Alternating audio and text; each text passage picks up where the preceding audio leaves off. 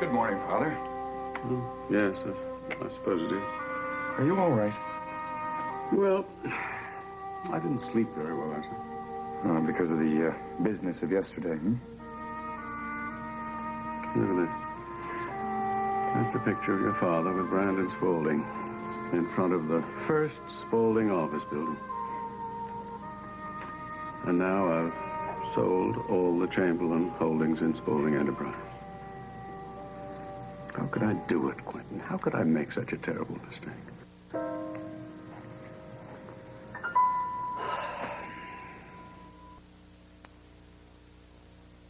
Now, Father, we had to sell our shares in Spaulding. Otherwise, Vanessa might have faced criminal charges. But how do we know it still won't come out in the investigation? The Baroness assured us that she would do everything in her power to protect Vanessa. Oh, well, there should have been some other way to handle it. What? I don't know, Quentin. I still don't know. Maybe if I'd taken more time. You didn't have any time. Now, you did the right thing. I thought I was founding a dynasty. Something that would go on after I was gone. Something tangible to leave my children to their children. A little piece of myself.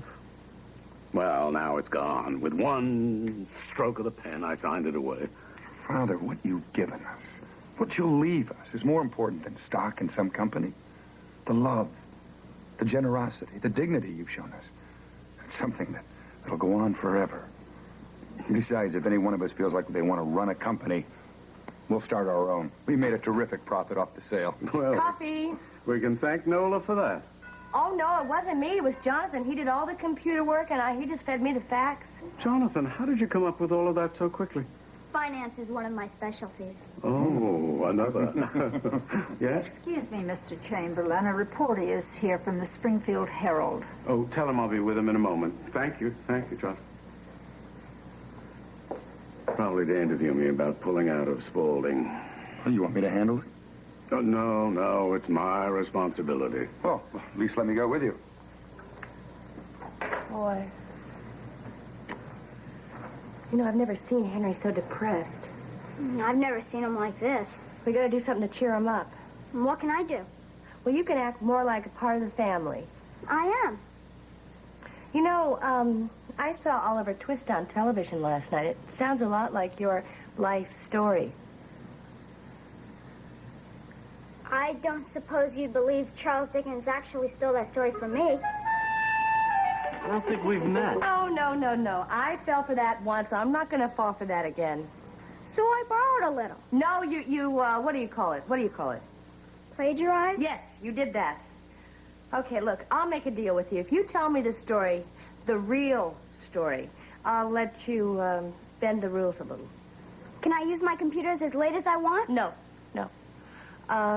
11. It's better than nothing, I guess. Okay. Now, you tell me the real story, and you leave out that Dickens stuff, that Charles Dickens stuff.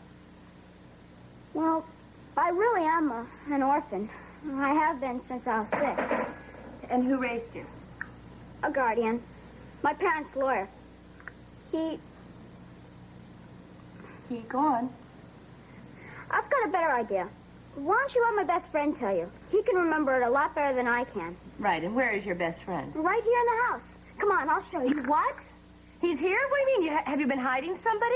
Not actually hiding. Well, then what do you call it? Well, you never got a chance to meet him because I didn't think you'd understand. Oh, I understand. Oh, I understand, all right. All the times you didn't want to play with the other kids, that you wanted dinner alone. You've been sneaking up food to him, haven't you? How could you do that? What kind of person is this anyway? Come on, I'll show you. He's different, but you'll like him.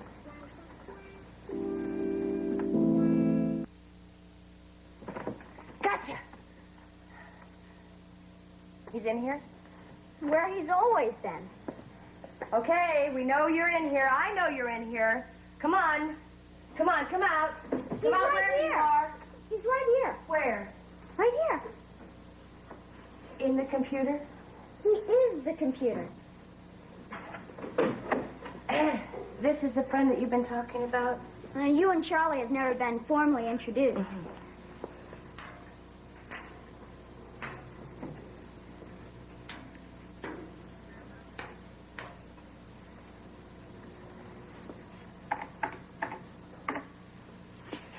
Charlie. No, I don't talk to computers.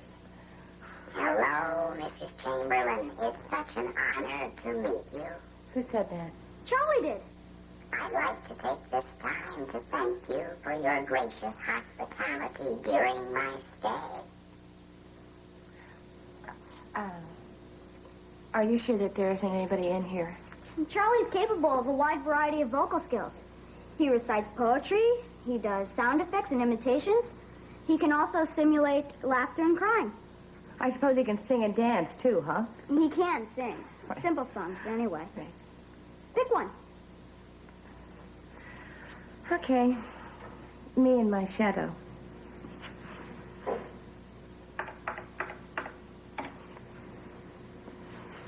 Me and my shadow strolling down the avenue. What do you think? Well, I don't know if he's ready to go on tour. He can play games, too. Chess, backgammon. I just programmed Trivial Pursuit. Can you play poker? What kind do you want to play? Draw. Or stud? Draw. No, wait a minute. I'm totally off here. Wait a minute. We're off the subject. I wanted to find out about you.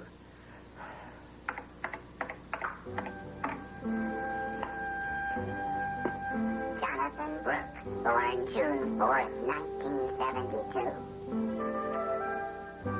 Jonathan's parents were killed in a plane crash over the Fiji Islands on March 9th, 1978.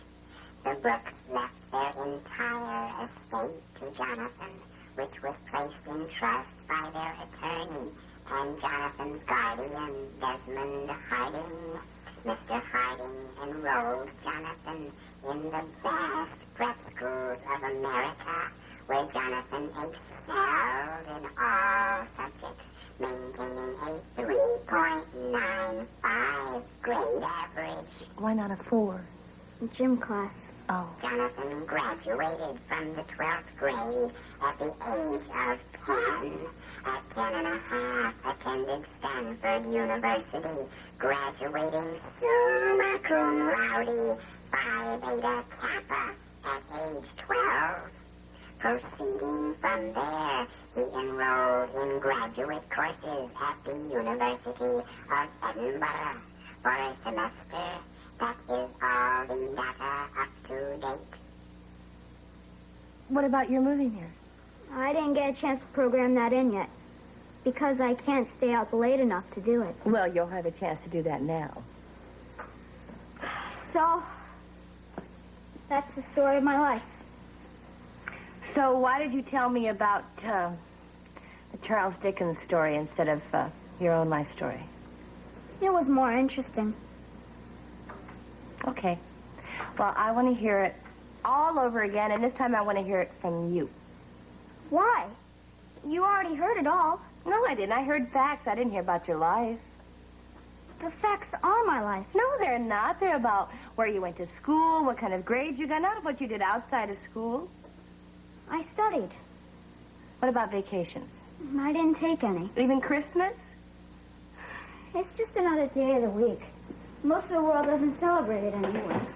Well, the part of the world that you come from celebrates it. Now, you didn't stay at school, did you? Sometimes. Sometimes I went to friends' houses. Well, it's terrible. It wasn't so bad. Do we have to talk about this anymore? Yeah, I want you to tell me everything. Please don't make me. Well, what's wrong?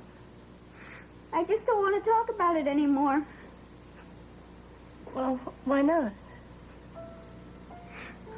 I can't. Jonathan, is it because of your parents or because it hurts so much?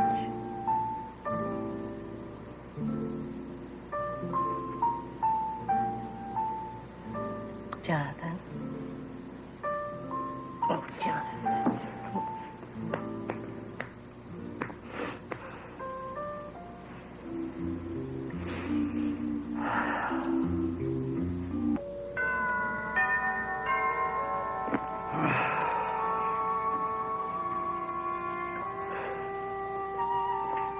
Father, look who's here. Why, Ross. Hello, Henry. Good to see you. Well, if you two gentlemen will excuse me, I have an appointment at the university. Oh, yes. See you later. See you. Take care. See you, Quint.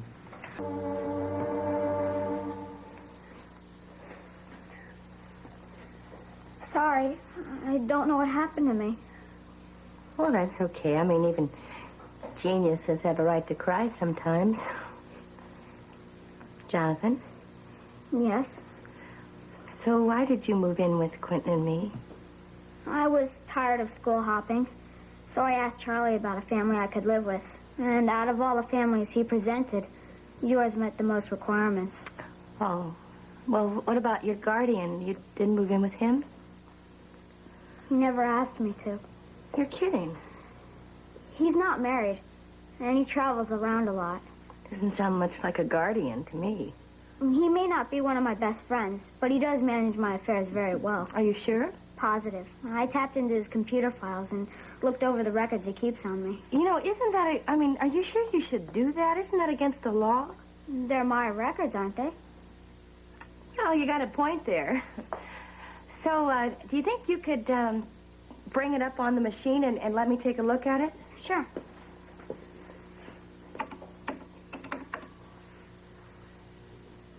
Is that it? There's more. You just have to press this button here, and the rest will come on screen. This one right here? Mm-hmm. Okay. Oh, you've checked all this out, huh? Only the financial ones. Those are the only ones that are important to me. Oh, wow. Interesting. I'm hungry. I'm going to go downstairs and get something to eat. Oh, okay. I'll just be up here for a minute.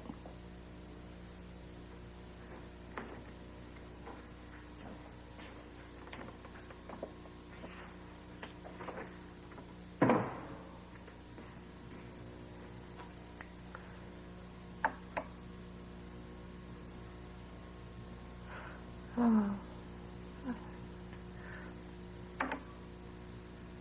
Wow. Phew. Let me try personal records. Personal. P-E-R-S-O-N-A-L. Jonathan Brooks, adopted by... Adopted? Jonathan Brooks, adopted by Mr. and Mrs. David Brooks, June 4th, 1972. He doesn't know.